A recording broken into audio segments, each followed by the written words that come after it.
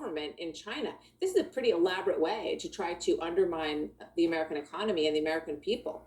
But also a very effective one. And it's interesting that, much of this propaganda is emanating from China, which is a communist country, and May Day is Communist Labor Day.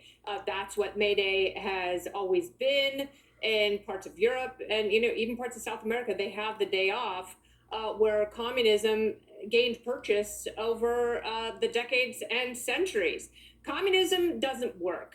It is an empty proposition, and it's very interesting that the propaganda comes from a communist place, which, people are very worried about China. America will always, always trump China because people here like to work. And the idea of this protest is, let's work less.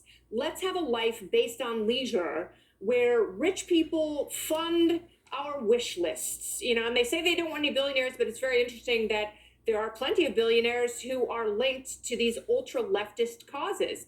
You also have a woman who was married to a billionaire, Jane Fonda, sitting there trying to exhort people to take time off, don't work, don't go to school, don't shop. Very easy for people like her and Robert De Niro to say when they will never have to worry about money for the rest of their lives. And the problem is what they're selling you is not aspiration. It is not a better way of life. It is not capitalistic. It is not creative.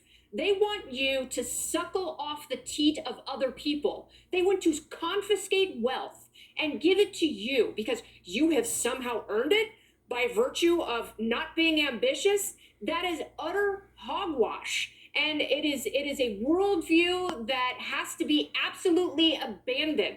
And I have faith in the American worker, not the proletariat who's being sold an empty bill of goods, but the person who is willing to toil into the night on an idea they have that might change the world, because the only way they can put that idea into action is if they're living in the United States of America. And the only way they can do that is if America remains free and not a socialistic high tax state.